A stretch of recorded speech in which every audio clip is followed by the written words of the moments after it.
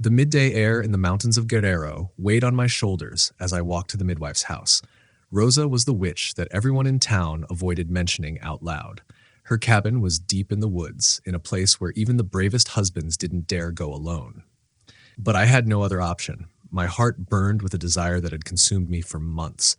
And although I felt the weight of my fear, the only thing I could hear was the voice of my ambition. It repeated like an unstoppable echo inside my head. Don Aurelio. That man had it all.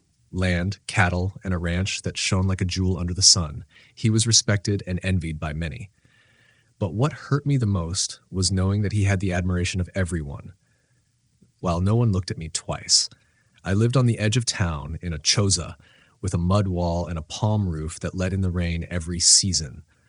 I was tired of being nobody, of spending my days burying my hands in the earth and my nights dreaming of a life that felt impossible. When I reached the witch's cabin, I stopped in front of the door, hesitating. It was a gloomy place, surrounded by twisted trees whose branches seemed to extend toward me like warnings. The ground was covered with dry leaves, and a musty smell mixed with the aroma of copal, as if it were a panon. Before I could knock, the door opened by itself, and the old woman looked out with a disdainful air, scanning me from head to toe. Rosa was older than I remembered, her face furrowed with deep wrinkles like cracks in dry earth. Her dark eyes shone with a disturbing intensity, and her smile was a crooked line that conveyed neither warmth nor reassurance. She called me by my name. I was surprised. How does she know my name? I wondered, though deep down I already knew the answer. Here, everything is known, Nina, she said, and I also know what you are looking for, but be careful, because wishing for something so strongly has its consequences. She invited me inside. The cabin was as strange as she was. Jars filled with liquids of unknown colors hung from the ceiling. There were feathers, stuffed animals, and figures made of wood and branches. Flickering candles barely illuminated the space.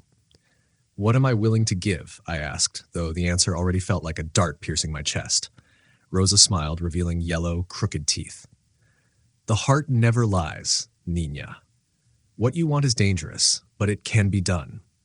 You will have to go to the mountain to collect the herbs you need. But those plants are not ordinary. They belong to a spirit of the forest, a guardian who gives nothing without taking something in return. A shiver ran through me, but I knew I could not turn back. Rosa explained that I had to find strange, mysterious herbs that only grew beside a stream hidden deep within the mountain. Before I left, she handed me a small knife with a carved wooden handle. This is not to protect you, Nina, because against the mountain there is no defense. It is to make your offering when the time comes. You must offer your blood as the first payment. At nightfall, I entered the mountain. At that hour, the spirits roamed freely, listening to the desperate souls like me. Each step forward felt heavier than the last, not because the path was steep, but because I felt a presence I could not explain. The wind moved the branches, but the sounds were not of animals or trees. They were whispers, low voices that seemed to call me by name. When I finally found the stream, the full moon was reflected in the water like a broken mirror. I knelt to search for the most important plant for the spell. I didn't see it anywhere, but I remembered Rosa's words, so I asked the spirits of the forest to grant me the herbs. Nothing happened.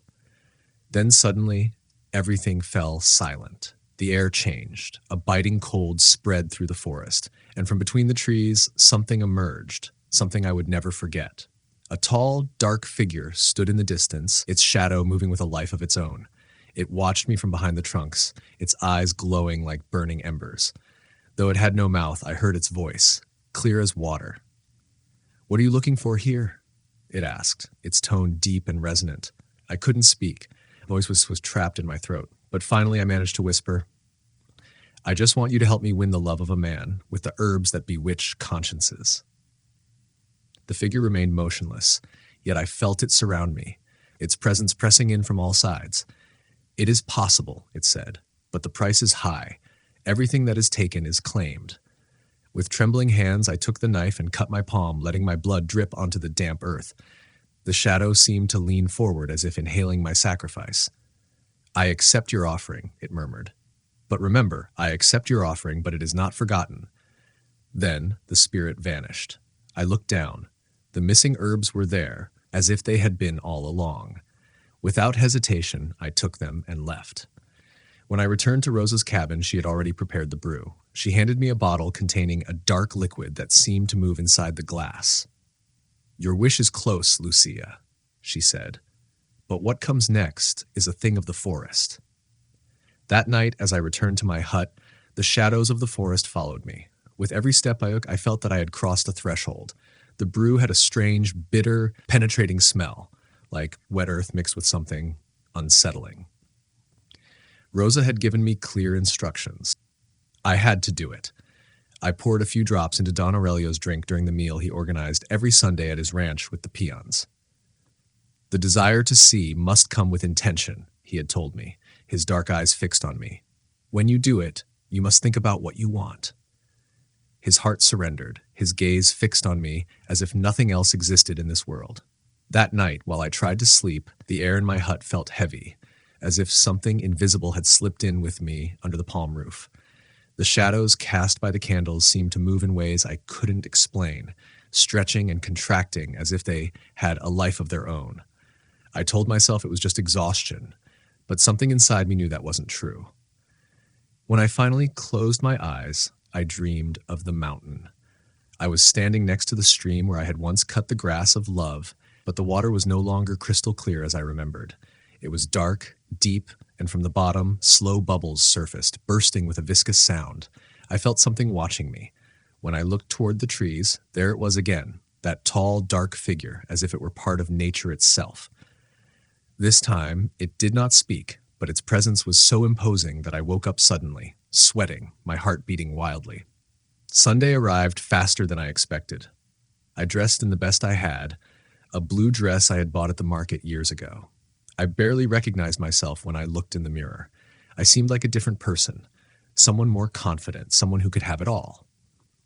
When I arrived at Don Aurelio's ranch, the music was already playing, and people were seated at long tables under the shade of an enormous mango tree. He was at the head, laughing and chatting with his friends, his typical glass of mezcal in hand. I approached cautiously, holding a jug of fresh water that one of the cooks had left behind. No one paid attention to me as I moved among the people with a precision that surprised even myself. I poured a few drops of brev into his glass while he spoke to one of the rancheros. Then, I quickly walked away, trying to appear calm, but my heart was pounding so hard I feared everyone could hear it. That night, everything changed. Don Aurelio came to find me the next day. I saw him arrive from afar, riding his horse with a look I had never seen before. When he called me, his voice was sweet, almost hypnotic. He told me he couldn't stop thinking about me, that he had seen me at the meal, and my silhouette hadn't left his mind, and he had dreamed of me. That same night, he had dreamed of me. His words were everything I had wanted to hear, but something in his eyes felt off. They were the same eyes I knew, yet there was something dull about them, as if their natural light had been extinguished. At first, I told myself it was normal, perhaps just the effect of the spell, but as the days passed, I noticed strange things. For example, he began to visit me every day, but always at dusk, as if avoiding the sun. Sometimes he spoke of meaningless things, mentioning that he heard voices on the ranch at night, or that he felt someone watching him from the shadows. He dreamed about me constantly and would ask if I was with someone. He became jealous, and over time his jealousy turned unsettling, almost violent. One afternoon, he arrived, pale, gripping his hat tightly in his hands. He told me that the dogs on his ranch had started barking for no reason, first toward the mountain, then toward the dark corners of the house. But the strangest thing was that one of them had died that morning. No injuries, no explanation, as if something had sucked the life out of it. That night, while I was alone in my house, I heard something moving outside.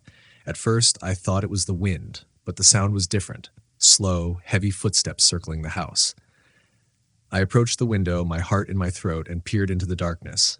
At first, I saw nothing, but then, between the trees, something moved. It was the same tall, dark figure, the elemental being that had always been present in my dreams. Fear crept up my spine. I stepped back, stumbled over the table, and fell to the floor. When I looked again, it was gone, but the air in the room had thickened, and the scent of damp earth and rotting leaves filled the space. I couldn't sleep that night. Every time I closed my eyes, I felt something watching me, something I had brought with me from the mountain. The following days were worse. Don Aurelio began to grow sick. His skin turned ashen, and though he ate and lived as always, he looked weaker and weaker. I feel as if something is draining the life out of me, he confessed one day, his sunken eyes filled with an emptiness I had never seen before. I also began to notice changes. I felt like someone was following me whenever I went out into the countryside, and at night, the whispers I once heard only in dreams now filled my head completely. Rosa had warned me, the mountain does not forget. Now I understood what she meant. I didn't know when the chills had started. Sometimes I would wake up in the middle of the night feeling as if someone was breathing on my face. Other times the air was so cold that my breath became visible, as though a sudden winter wind had invaded that warm land. But the worst part was the sounds. Every night, when everything was silent, I would hear footsteps outside. At first, they were soft, as if someone barefoot was walking around the house. Then they became heavier, closer. One early morning, I gathered my courage and stepped outside with an oil lamp. My heart pounded so hard I could barely breathe. There was no one, just the darkness of the field and the rustling trees, but the air was heavy, as if something invisible surrounded me. Then I saw it. Under the flickering lamplight a few meters from my house, the earth had been disturbed, wet, as if someone had dug there with bare hands. I ran back inside, trembling. As I closed the door, a voice whispered, "Don't forget what you gave." It was not my voice. It was not a voice I recognized. It was the wind, thick with something else, with anger, with blood. Don Aurelio continued to worsen. His once vibrant hair had taken on a sickly yellow tint, and his eyes, once mocking and full of life, were now just empty. One afternoon, I found him sitting at my doorstep, gripping his hat, his hands trembling. "Something is following me," he whispered. "I can't see it, but I feel it here." He clutched his chest. "I hear it at night. It walks inside my house, but when I turn on the lights, there's no one there. Last night, something got into my room. I felt it sit on the edge of my bed. When I tried to move, I couldn't. It was like something invisible was pressing down on my chest." I wanted to tell him it was all in his head, but I knew the truth. What I had done was not only consuming him, it was consuming me too. Days later, the inevitable happened. I heard the murmurs in town something terrible had happened at Don Aurelio's ranch. When I arrived, people were gathered outside, whispering, praying. I pushed past them and entered his room. There he was, lying on his bed, eyes wide open, staring at the ceiling. His skin was pale, almost gray. His mouth twisted in a grimace of terror. The women praying beside him whispered that he had died from a bad air, something the mountain had sent to claim him. But I knew the truth. I had opened that door. When I stepped closer, a shiver ran through me. His chest bore strange marks, like roots or branches had coiled around his skin, tightening until he was lifeless. I ran, but as I crossed the yard, I felt it. Something, or someone, was following me. I didn't look back, but the air was thick with the smell of wet earth and rotting leaves, and I knew the mountain does not forget, and it does not forgive.